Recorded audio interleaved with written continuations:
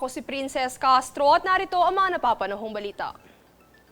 Tinututukan na ng Department of Education o DepEd ang problema sa functional literacy ng mga mag-aaral kung saan kasalukuyan ng nakikipagtulungan si Education Secretary Sonny Angara sa mga lokal na pamahalaan, mga magulang at pribadong sektor.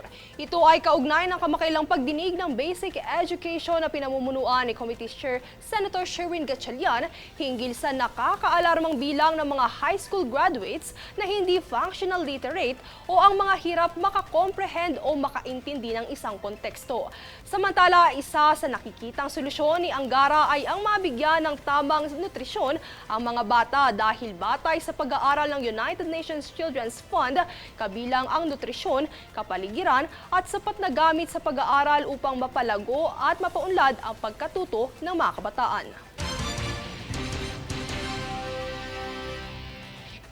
Sa painit na laban ng mga kandidato para sa nalalapit na eleksyon sa May 12, isa ang Parañaque City sa historic congressional elections dahil for the very first time ay dalawang incumbent congressman ang maglalaban sa posisyon sa District 2 ng lungsod. Naritong ulat. Sa kauna-unahang pagkakataon, dalawang incumbent congressmen ang maglalaban sa pangalawang distrito sa Parañaque City. Isa rito ang incumbent congressman ng 2nd District ng lungsod na si Gus Tambunting, unang nahalal noong 2013, at ang kanyang katunggali na si Bicol Saro Party List Representative Brian Yamsuan.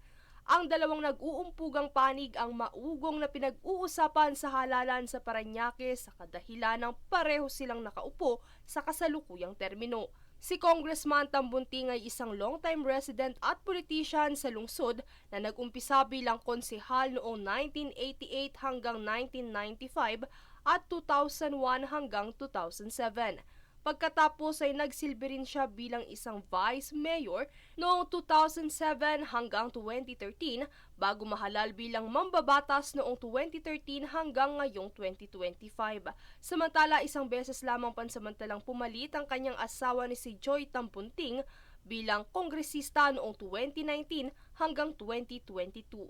Habang si Party List Congressman Brian Yamsua naman ay dating consultant sa Office of the Executive Secretary, Chief of Staff ni Senadora Tessie Aquino Oreta at Media Officer ni Senator Edgardo Angara at naging Deputy Secretary General ng House of Representatives.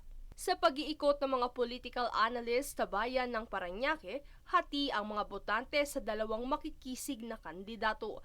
Bagaman parehong nakaupo sa ngayon, all or nothing ang kampanya ng dalawa sapagkat sino man ang tanghaling wagi sa midterm poll sa Lunes, May 12, siya ang magsisilbing standard bearer sa mga darating na panahon sa makulay na politika sa Parañaque. Princess Castro nag-uulat para sa Golden Nation Network.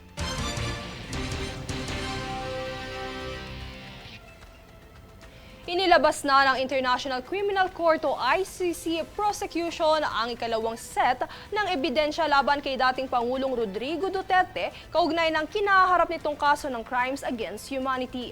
Sa isang 4-page document, nagbigay ang prosecution ng 139 items kaugnay ng nasabing kaso na naglalaman ng ilang confidential documentary materials hinggil sa pagkakaaresto kay Duterte. Matatanda ang isinumite ng prosecution ang unang set ng ebidensya noong March 24. Nakatakda namang ganapin ang pre-trial hearing sa September 23 upang makumpirma ang charges laban sa dating Pangulo at kung sapat na ang mga nakalap na ebidensya upang magpatuloy sa full trial.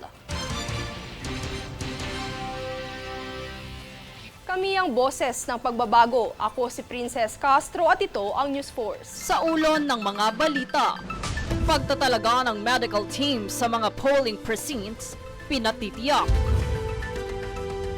ICC naglabas ng ikalawang set ng ebidensya laban kay Duterte.